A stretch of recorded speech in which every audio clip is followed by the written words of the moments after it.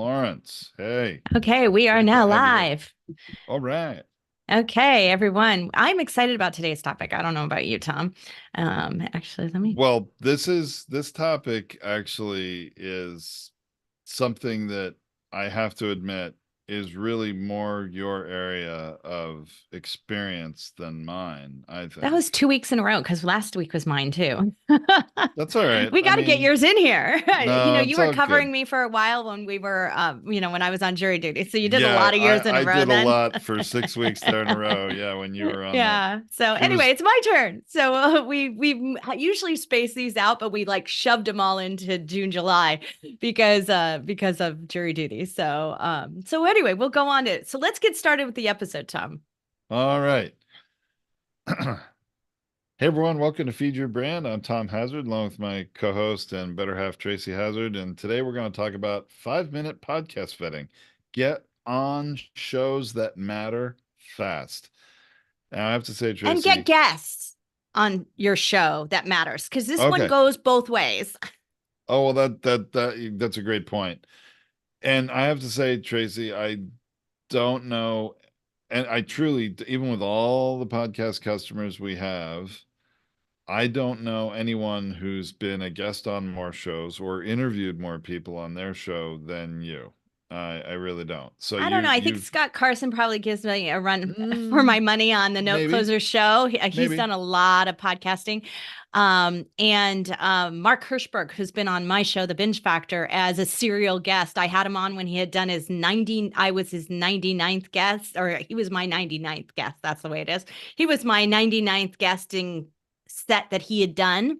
And then he's since done another couple hundred. So he's probably done the most on a guesting side where I've seen it be successful. So there's definitely those episodes that we could refer to. And for those of you who are usually in our group who is on Zoom at the same time that we're live streaming this podcast or you're listening to this on it, you're not getting the benefit of the normal quick links that are happening in the chat. And so they Ah, will be in the blog post for this episode at podcastersunited.org. You can absolutely count on that. We will get them there. So make sure you go to either the YouTube video and or the podcast blog and you'll be able to get those links because those episodes Nazanin will link them up for us. She's amazing at that. And I am she's off today, which is much deserved, but it's suffering from our like quick linking that we normally do. yeah, usually we don't even have to mention anything. We mention something, she's researching it and putting the link in there. But That's anyway, right. like you said, they will be by the time this is airing as a podcast and a polished YouTube video. All those links will be there and the blog post, of course. So for sure.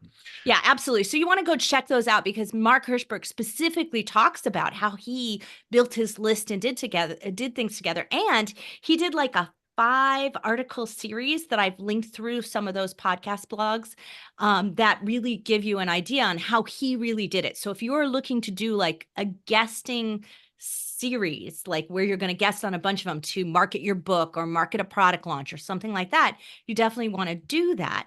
And then what I'm going to suggest is that you really do a good job of vetting that list that you're given because there are lots of companies out there, lots of VAs, virtual assistants, people who can pull a list together for you. But whether or not it's worth your time, give it 5 minutes per person per show. All right, so let's talk about that. Yeah, you get a lot of solicitations, Tracy. You get a lot of people soliciting you, wanting you to be a guest on their show, or they're trying to pitch you to be a guest on your show. And you actually have a process on the Binge Factor, and you have a form that they need to fill out and apply first, because we want to make sure they meet certain minimum criteria as a podcaster before you have them as a guest. But I'm curious to know, you don't have a lot of time. Your time's very valuable. So this 5-minute podcast vetting, how are you doing that in 5 minutes? What's your Well, secret? yeah, so I'm going to share that with you, but I want to share with where it starts. Usually I get an email or a direct message from someone, right? And I've got one that I'm going to use as my example today uh, because I got to vet them. So I'm going to vet them with you right on the air.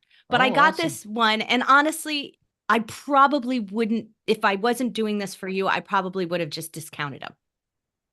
Well, that's okay, but you're going to Because, show us maybe why, right? yeah, exactly. So I get this very short, sweet, which I appreciate a short, sweet message. I do.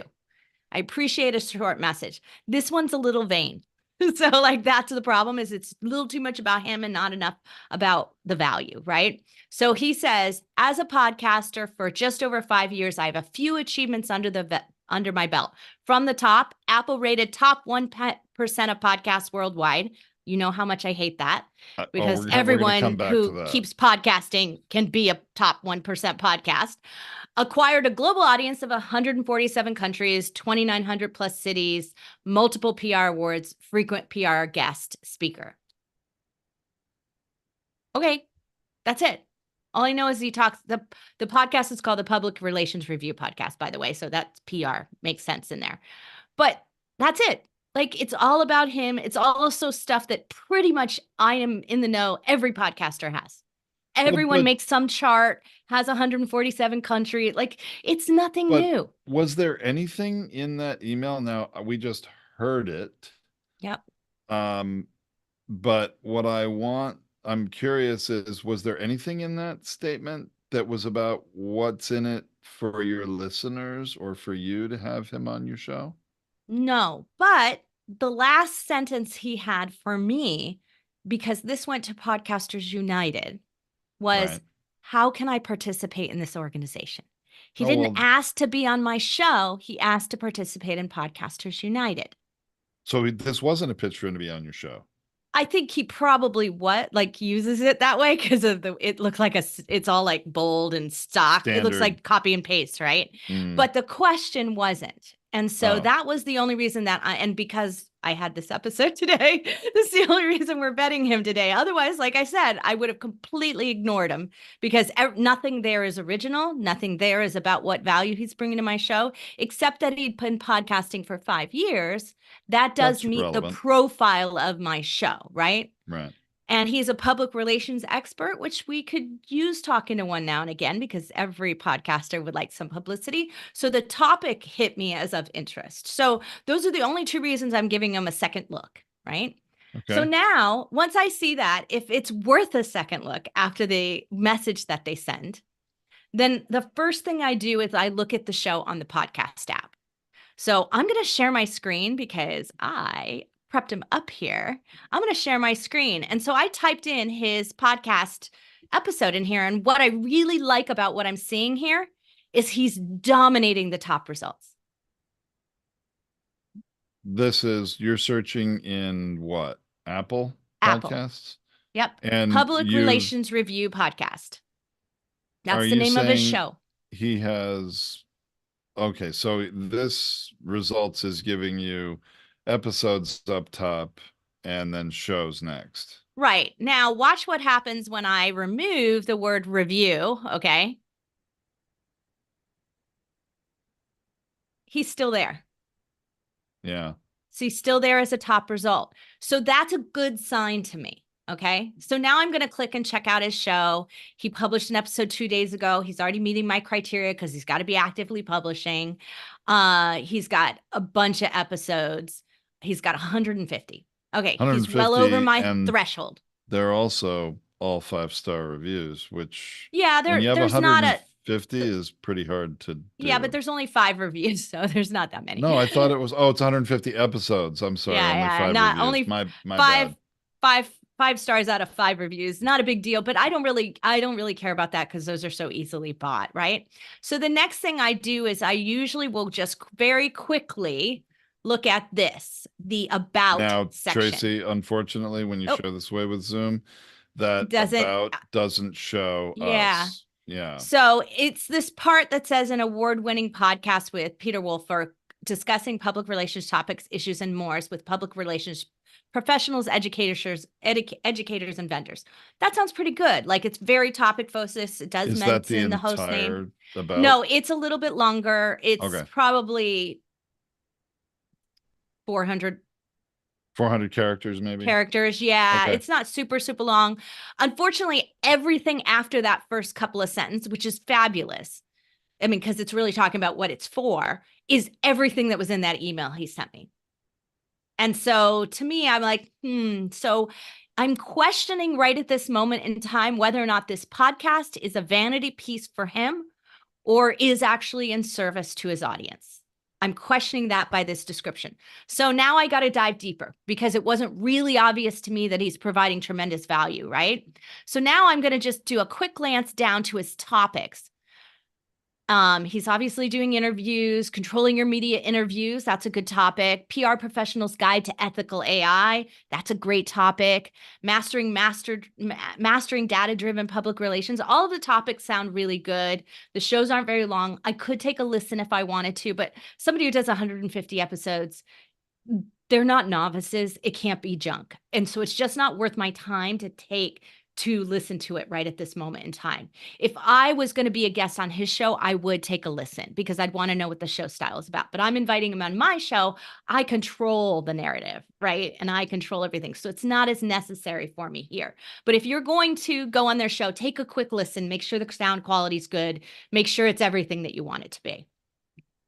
Okay, so those of you listening on the podcast, remember that Tracy was sharing her screen, and that's in the video. So when you go to the blog post on podcastersunited.org, you can either watch that video or you may be able to see some screenshots of some of the things that Tracy shared. Yeah, absolutely. But you can do this yourself. Just hop on your favorite app.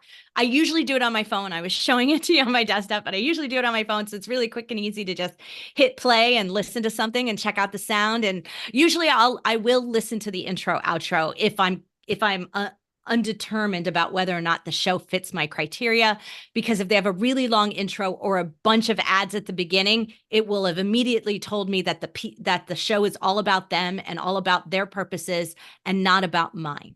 And so it will make that choice for me. So it is worth a listen. Then we have, I'm going to go to the next thing that I do, which is basically check out Google it, right? Like, I mean, that's really what I'm going to do. I'm going to Google them. I'm going to check them all out, and I'm going to do it first from the show and then from the host if I need to. So that just to keep that in mind, that's how I do that. So the first thing I do is I Google Public Relations Review Podcast. It's right up at the top. So he's done a good job of getting his podcast placement. You'll see Apple, Spotify, music. I'm going down below that because I want to make sure that he has a website, which he does. I want to make sure that he's also featured in other places. So related searches is where it usually ends up after all of those. Because when you're a syndicated show, all of the places people can find the show are listed. You're going to be below that. So then this is among the top, like March 26, 2024, Public Relations Review podcast among top one, whatever it is, it doesn't really matter. That's current. So it's good. It's not old information. Same thing with the top public relations podcast for PR professionals. I mean, this guy is a PR professional. If he's not doing a good job of getting his podcast featured, then why do we want him on the show, right? Like I question that. 70 best PR podcasts you must follow in 2024. Again, current information. So all of a sudden I'm like, oh, that's pretty good. Okay, I don't need to actually check out his name because I'm going to go to his website and that's going to tell me all about him. So I think I have that one here. Yep, I already have that tab. This is the tab for his website. So I'm looking at it. It's a podcast focused website. It's not just his business site. That's a good sign. That usually means that there's a blog there. So I'm going to check this out. I am going to check out his about page because I do want to just make sure that, he's someone of interest to me, right? So here he is. Okay, that he looks pretty interesting. He's got professional credentials, 25 years in public relations. He's from Washington, D.C. I'm looking at those. I'm also going to click whatever he has on his about page or at the top of his website is his social media. That's going to be one of the next things I check out. So typically I'll usually click it right now and open it in a separate window. But one more thing before I leave the website, I'm going to check out his blog. And the reason I do that is because if there aren't blog links, it's not of tremendous value to me. So if somebody doesn't do any blog from their podcast, for my particular purposes, I'm not going to get the great cross links to my website that I'm looking for. So I just want to double check and make sure he's producing some kind of blog. And wow, that looks pretty good. It's not long, but it's there. I don't see anything about particularly about. Interesting how he doesn't. Yeah, these are not his podcast interviews. Well, that looked like it because it had the logo for the show. Yeah, but I don't see any of the interviews. Here we go. Here's one. So I want to check out one with an interview. See, Wow, there's he no links doesn't to feature the people. guest and no Yeah. links to that. So That's a this would be bad one that I sign. would be like, I don't know if I want to have, do I want to have him on my show? He's not going to create a top level backlink for me. I typically would walk away from this, but he asked for a partnership, and there's an opportunity for me to educate him on how this could be so great. And him coming into our community and learning from us could be really good. So from a sales funnel perspective, he might be a really good prospect for what we do and definitely learning about what we do. So I'm not going to rule him out just yet. So now remember, after I go to the website, I'm checking for the sales focus on this website. I'm checking. So if it's too salesy, too much of a funnel, really a landing page and not a website, then I'm going to rule it out. And I'm checking for that blog. If there's no blog at all, red flag, I'm gone.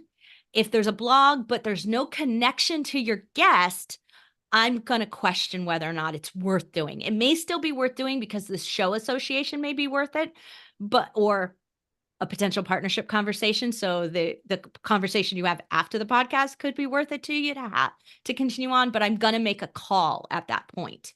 If it's a no, I'm done.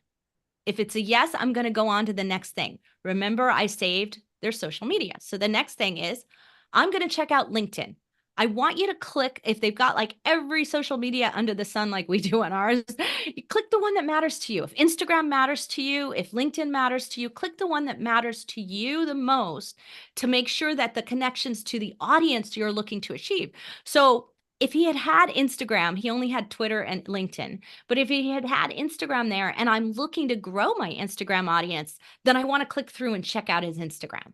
But I'm comfortable with LinkedIn. It's where we get our most clients from. If there's promotion happening on LinkedIn, great. It's doing a good job for me. Fantastic. I'm going to click there. So that's what I'm going to check out because I'm only going to spend time on one social channel. I'm not going to check them out everywhere. I'm trying to do this quickly. So Peter's got a decent looking. He's got 1,300 followers, 500 plus connections. That's good. He's got more followers. He's got a good amount of followers, which means that they aren't necessarily connected to him. I'm going to go down. He's got like white papers and stuff. That's pretty interesting. So that shows some amount of, kind of in that education piece that he's doing. That sounds really good. He's showing off his episodes in his posts. That's great. He's showing off his episodes. What do you think of this podcast? He's asking questions. He doesn't really tag properly here, but it's not bad. And you could certainly make a comment back if you were the guest and start to keep it moving and do things like that. So I'm not seeing a lot of engagement on it, but that's okay. To me, the important part is it's getting posted out to a new audience. So if you don't see it right up here at the very beginning of this activity section, you can click show all posts. So I'm really looking at his follower count and I'm looking to make sure that he's really currently posting, that he does share his podcast. And it looks like pretty much he shares his podcast all the time. So that's a really good sign right there. So already moving farther ahead on that.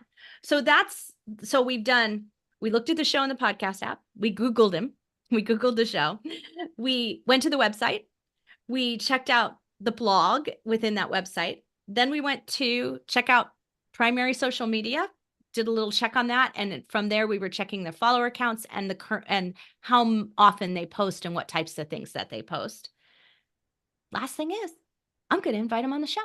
He's going to get an invitation. So I make a real quick reply answer and I have a absolutely simple URL to send him, which is, basically invite. And I send it back and said, come on the show. I don't do any explaining. I don't do anything because he solicited me. So there shouldn't be much explanation. If they come back with a bunch of questions or anything like that, I'm done. They're out. It needs to be low hassle at that point and quick and easy for me. Well, so two things I'm thinking, Tracy. First of all, that obviously took longer than 5 minutes, but you're talking about it. You're demonstrating what you do. You're not just doing it, right? So I really do think you could do that in 5 minutes. So that's I'm pleased to see that. And of course, you've done this so many times. You know exactly what to do. You don't have to like think about what to do. You're not going through a checklist or anything. You just you know what to do, right? No, and honestly, you can do it straight from the podcast app. It actually used to be a lot easier when I had Google Podcasts. It's a little cumbersome now with some of the other apps, but when I'm in the podcast app, when I search for the show and I see top episodes, top shows, and then I click on the show. Usually when I click that about, it'll have the website link right below it. You can click right through the website. I still check them out on Google because I want to see how they're ranking and what they're ranking for. And I also, if there was any kind of red flags, such as a scam or criminal activity or anything like that, it should come up to the top. And so I want to make sure I'm not associated with someone I don't want my name associated with. So I do want to Google them, but I can straight click the website from there, go check out the website, then straight pop in. If you're doing it all on your phone, it's really fast because then you just pop into your social media and you check them out in social. And then you can friend them right there and you can just DM them and say, hey, come on the show. I saw your email. Like it's so you can make it really simple and fast when you do it that way. So thank you, Tracy. That was very helpful. The second thing I want to mention, and I'm going to do it because this is a pet peeve of mine, is that in that email where he said he was a top 1% podcast on Apple, if I remember it correctly. Was it That's what that he said. specific? Okay. To me, my red flag goes up, sort of my BS meter starts to, go up to the red. I think it goes up worse for me when they say they're that on Chartable.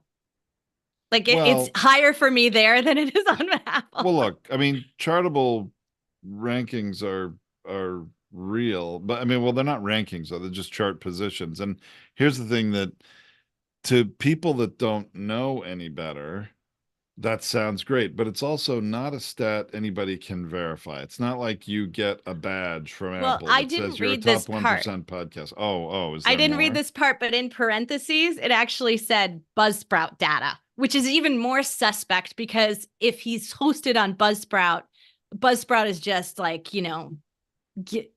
blowing smoke They're and giving not the them like things that make authority them want to of stay. what's a top 1% on Apple. And quite honestly, look, and I'm going to say this in the podcast, but I will put an asterisk or a caveat on this, that Apple's always updating their app. They're updating their OSs, depending on which OS you're on and what app. Things may have changed by the time you hear this, or it may change tomorrow. But I don't think Apple really tells you what percentage you are of all their podcasts. I think that is a interpretation of data somebody's making that's highly But this suspect. is What we usually Buzzsprout's hear. interpretation of that data. And that's who's telling them that that's what it says. It's just like if you go Chartable and Chartable says that you're ranking like this on Well, Apple. no, but if you're ranked on in Chartable, they do have a direct integration with Apple, and if you're, number 75 in your category, that's fine, but that doesn't tell you what percentage you are of all the shows in that category. It's just what your rank is. And most people tend to cite what they're in the top whatever percent according to listen notes. And Oh, that's yeah, the that one one that drives me really even more drives me crazy. nuts, because it's really a percentage of all 4 million podcasts that are out there in the ecosystem. And it's very easy to be in the top 10% or the top 5% when you consider all Or the top older 1% if you've done over 100 episodes. and all the dormant, no longer publishing new episodes, shows that are out there. If you're publishing episodes on a regular basis, you're already in the top 10% of all podcasts. So you could be doing that badly and be in the top 1% of podcasts, 10%, sorry, of podcasts. So anyway, that kind of thing is suspect because there's no real sort of quantifiable certification that that statement is got truth behind Well, it. and I think that that's the point to my vetting process here to kind of wrap this up for everyone, Tom, is that my point to the vetting process is that I don't really care what you want to tell me about your show. I need to know why your show is going to make a difference for my purposes.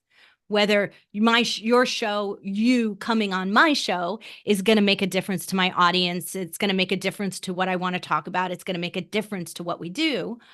I want to make sure that that's going to happen. Or if I'm going on your show as a guest, I want to make sure it's actually going to achieve the goals I have. And that cannot be told by a bunch of charts and numbers and stats, because honestly, I don't believe your stats. I don't believe your numbers. And I'm in the podcasting industry. Like, this is what we do. I know they're all bull. And because I know that, that doesn't, and I know that I can get just as much value from a show that has 100 listeners than I can from a show that has 100,000 listeners. If it's the right show with the right audience, then I have to vet for that. That's what I'm looking for. All right. Well, that makes perfect sense. And I think that's some valuable suggestions that you provided to the audience. So you definitely want to go check that out in the blog post on podcastersunited.org. Not only to see some of the things that Tracy shared in video, but also links to a few things. And you have that form, Tracy, that I you actually use, don't have a or form for don't have this, a but I form? saw a note in the chat that said we should have one. And I mean, it's a 5-step thing. So I could certainly put one together. So I will work on that with the team and hopefully we'll have it done by the time this airs as a podcast. Yeah, might as well just spell it out there. Cool. All right. Well, I hope everybody got some good value out of that. And so you can, really have a roadmap for, and I think consider for yourself what criteria are important to you. I don't think, Tracy, you're saying everybody has to subscribe to what you think is important. Every show is unique, and you may have reasons for inviting someone on your show that are different, or reasons why you may want to go on a show or not go on Yeah. another show Yeah, that are different to absolutely. Look, you, right? yeah, you've got to make this relevant and a right fit for you. Like, so I have my criteria. I already know what it is. They have to have 100 episodes or more. They have to be consistently posting every week. I don't do shows that are under 15 minutes. That's way too short. Even 15 minutes is borderline for me. And so, I just have this criteria, but I've developed it over time because I found that that's the right type of show, the right type of person for me. You may not know in the beginning, but trust your gut.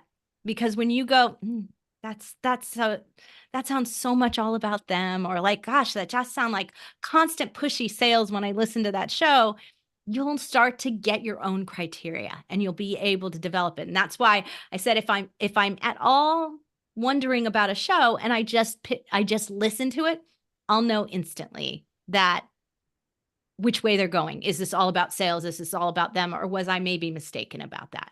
And maybe they just had a really bad advisor who wrote a bad description for them. It happens all the time. So that's why I don't always judge the show by, I this one I would have judged by the cover art and gone, really bad cover art, but I didn't. So that's also something. Take your gut on the cover art, take your gut on, the title of it. If it's not the fit, go. It's And hard to do that though, because sometimes people are just so uninformed. I know. They That's why I haven't have a been hard time coached with well, it. even though they've got good content, they got lousy cover art. What does that tell me? That doesn't tell me the show is always bad, but it tells me, gee, you could be being heard by a lot more people if you had a better cover art, you Yeah, know? yeah, it is. And that's why I don't always judge that way. But if at the end of the day you looked at it and you go, I don't want to be associated with that, then don't, right? Like that's it. That's why you want to go look at it. Because if you look at it and you go, definitely not. Like, because if you're embarrassed or it's just not a good fit and you to share it with your audience, then you're not doing that host any good. The worst is when the cover art is just somebody's headshot and that's all it is. There's no words, there's no text, no nothing, Yes. but they filled the entire square with their face. I'm like, really? Yeah. Why is that? That's why Give I'd me rather see anything. words like this guy's, right? I'd rather see words like this guy's, and at least it's something. But it also looks like an educational journal, right? It looks like a journal of some kind, so it fits the model. So there's nothing really wrong with it, and it's bright yellow, so it's catchy, and so anyway, the right fit for you, you'll know when you start doing this, and you'll get really quick at it. So good luck with everyone. I hope you reach out to more shows because one of the best ways for you to grow your show is to do a guest swap where you invite a host on your show and you go on their show. So get someone that's a right fit because if it's a right fit for you, it's a right fit for them. And it makes a fabulous swap. And that's one of the fastest ways to grow your show. All right, why don't we leave it there? That's a great way to end the End it all. episode. Go All into the right. outro Well, right live there. stream. Thank you, world, for listening. We are going to go into our community right now and talk to everyone at Podetize about what questions and problems and issues and things that they're looking to solve with their podcast and see what we can do about it. So we're going to be over there coaching our group. Thanks, everyone.